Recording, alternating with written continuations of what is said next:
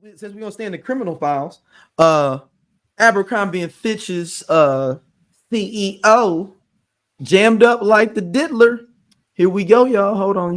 Y'all know I keep the files now. So the former CEO of Abercrombie and Fitch, Mike Jeffries, who built the teen clothing brand in part on racy and at times sexually suggestive advertising, stands accused of multiple federal charges for sex trafficking and interstate prostitution. He was using his power, his wealth, and his influence to traffic men. Hey, for the record, they've been busy in New York. I think we've seen it through like 2 times. Breon is tired.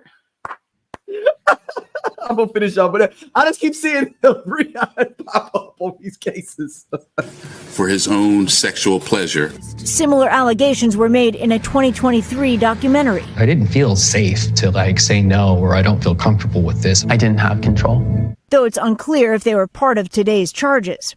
According to the federal indictment, Jeffries, along with an employee and his romantic partner, employed coercive, fraudulent, and deceptive tactics to get men to attend sex events, both within the U.S. and overseas, including France, Morocco, and St. Bart's from 2008 to 2015. They spent millions of dollars on a massive infrastructure to support this operation and maintain its secrecy.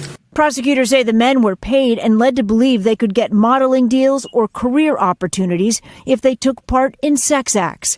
15 unidentified victims say they were often given alcohol and drugs, including muscle relaxants called poppers, according to the indictment. Jeffries' attorney did not respond to NBC's request for comment, but spoke after his client was released on bond by a Florida federal judge. We'll be dealing with these matters in court, not out here.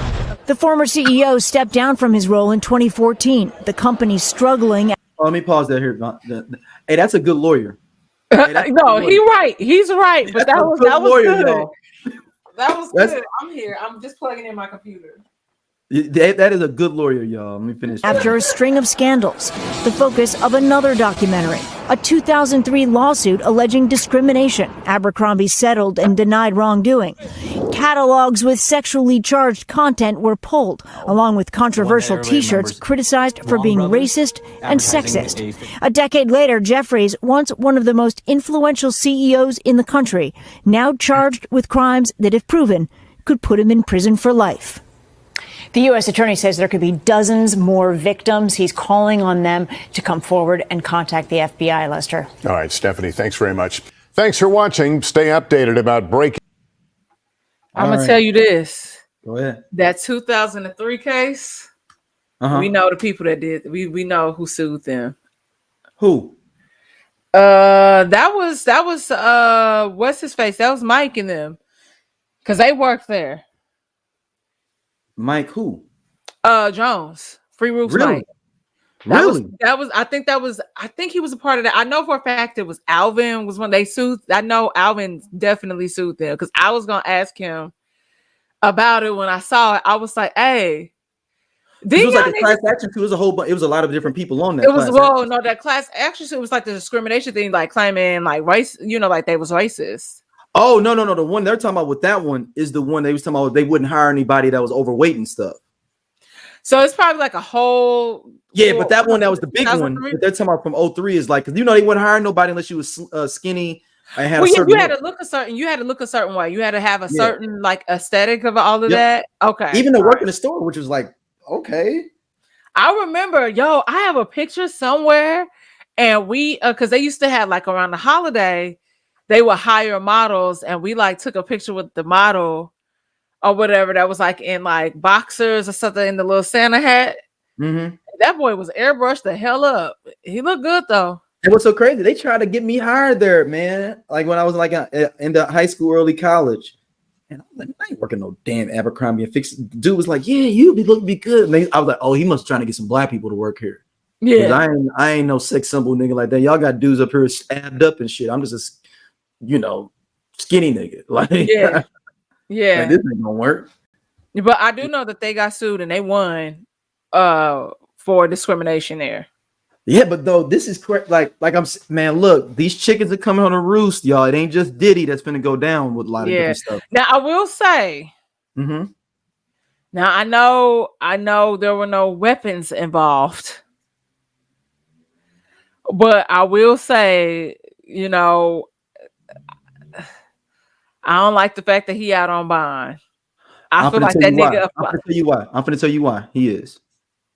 Diddy was threatening people already before he went in. That's the problem. Also, I mean, I you gotta think like they said he was threatening people like don't please don't do this, please don't do like on people, sending like 30-40 text messages and stuff to people. I feel like, but I also do believe that, I mean, we know that Diddy was a flight risk. Yes. This person might not be, but he looked like he is. No. I will say this. Let's just keep it all fair and keep them both locked up. To be honest with That's you. how I feel. I was like, let's just keep it all fair and let them keep them both locked. I don't think Diddy should get bail. I don't think this dude should get bail either. Let's just keep everybody getting locked up for the rest of 2024 with a threshold of charges in New York State. You just got to sit there until the trial. Yeah, we got to sort out some things. Yo, bad for getting locked up in 2024. I'm gonna say this though, we gonna handle this in there. Yeah, not out here. Hey, I need to look up that lawyer. He was good. He was like, I'm not great. Because some lawyers will try to get out there and try to and there's nothing wrong with it. It's different strategies of like trying to get the PR and get the what's it say the community it's like you're trying to sway the public opinion or your public opinion. Client. Right. And that's good sometimes. But he was like, nah, I ain't fooling with y'all NBC News. And then he stopped and said,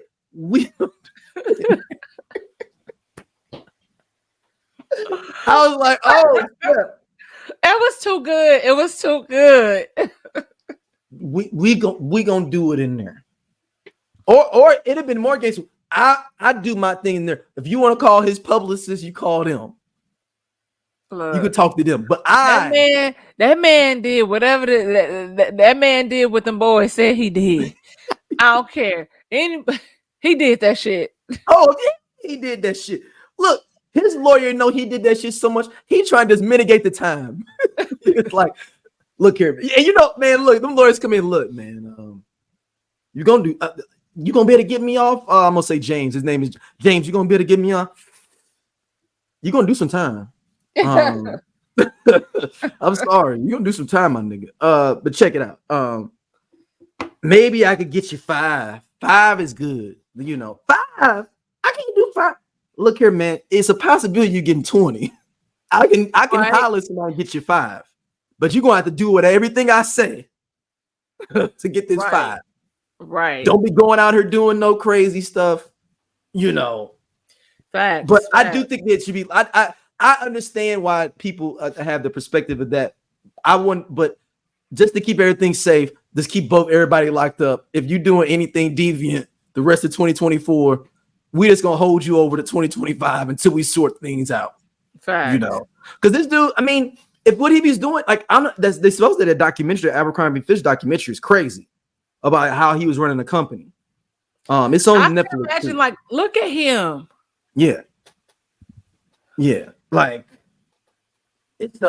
I hate having to say shit like that, but it be true. Yeah, it do, man. It do. I mean, but the thing is, it's more details in there that I read about that in the video. Like him and his dude was like basically going through the employees.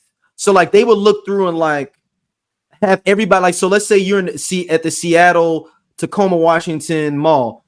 Sending all the pictures, so they had a thing with every employee in the country at all the stores, and they would just be like get in touch with him, like almost like a catalog of boys. I mean, so like people were thinking they were taking a picture. Like he should not be out of jail. But this the thing, that dude's got a good lawyer. Obviously, we saw what he did. We saw how he works. I do it. What did he say? That's it, Dom. That's it. I do it. We go. Imagine what he said in that courtroom to get him that bail. Did he came in? Lawyer's like, well, we gonna nope. That man said, "I do all my work in here." Diddy's lawyers out in the public trying to Yeah, I don't like that, but yeah, you're right. You're right. I'm not saying, like I said, don't be in the comments talking about you caping for Diddy. Y'all know I ain't caping for Diddy or this white man.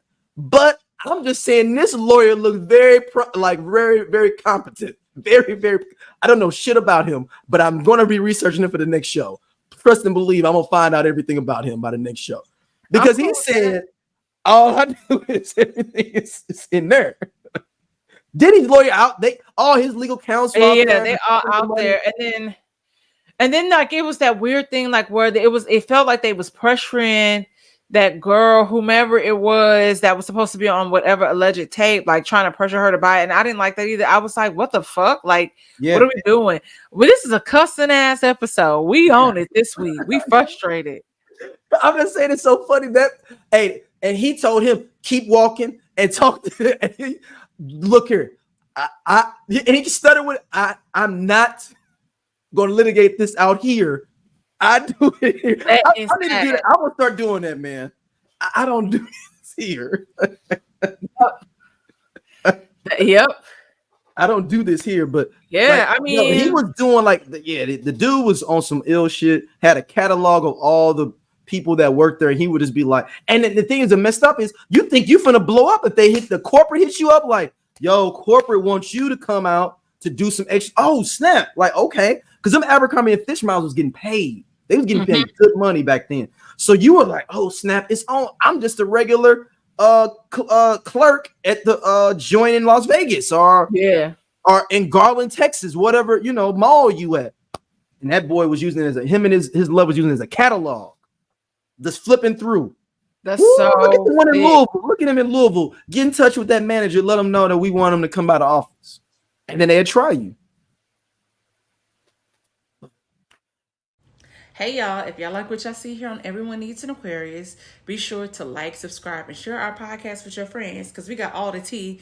And if you want to check out more stuff from us, be sure to hit that button right there on the right side so you can see other stuff and again share with everybody.